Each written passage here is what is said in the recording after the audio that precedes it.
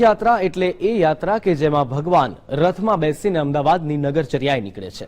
રથયાત્રામાં ભગવાનની સાથે રથોનું પણ એટલું જ મહત્વ છે, કારણ કે ભગવાન તેમના ભક્તોને મળવા માટે રથ પર સવાર થઈને નગરની પરિક્રમાએ નીકળે છે।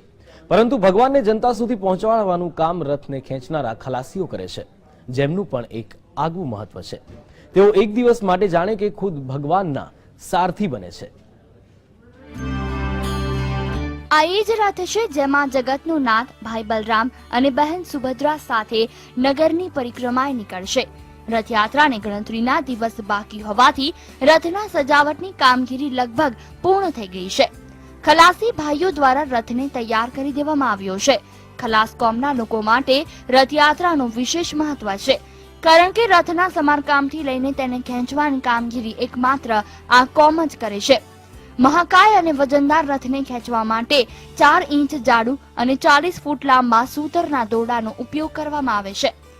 એક રથમાં એક બાજુ એક અને બીજી બાજુ એક એમ 2 દોરડાનો ઉપયોગ થાય છે। દર વર્ષે નવું દોરડું લાવવામાં આવે છે।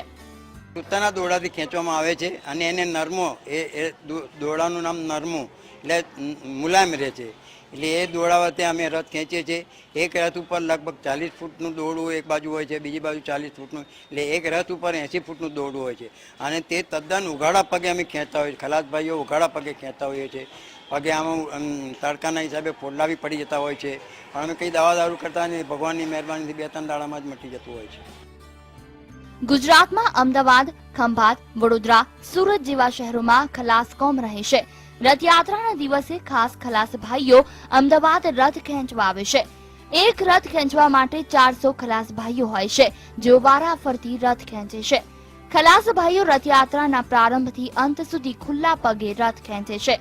વરસાદના અમી છાંટણા વરસે તો વાંધો નહીં, પરંતુ તડકો હોય તો આ ખલાસીઓના પગમાં ફોલ્લા પણ પડી જતા હોય છે।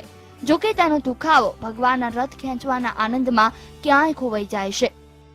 રથયાત્રા આવે ત્યારે અમે બધું જ કામ મૂકીને અહીંયા રથની સેવામાં લાગી જઈએ છીએ અને રથયાત્રાના દિવસે ગમે તેવું કામ હોય બધું પડતું મૂકીને રથ ખેંચવાના કામમાં લાગી જઈએ છીએ। રથયાત્રા આવે અમને બહુ આનંદ થઈ જાય, અમારી દિવાળી જેવું લાગે, અમને બહુ ઉત્સાહ આવે છે। રથ ખેંચવા અમને બહુ મજા આવે, આનંદ ઉત્સાહ આવે। અષાઢી બીજનો દિવસ એવો છે જ્યારે ખલાસ ભાઈઓ પ્રભુને નગરચર્યા કરાવે છે। તડકો છાંયડો જોયા વિના ભગવાનના રથને આખો દિવસ દોરી જાય છે। એક રીતે જોવા જઈએ તો તે જગતના તાતના સારથી બને છે। આ કામ કરીને જાણે ખલાસ ભાઈઓ આનંદની લાગણી અનુભવે છે, કારણ કે ભાગ્યશાળી લોકોને જ જગતના નાથને પરિક્રમા કરાવવાની તક મળે છે। કેમેરામેન યજ્ઞ મોહન સાથે ઝલક અદ્યારું, GSTV, અમદાવાદ।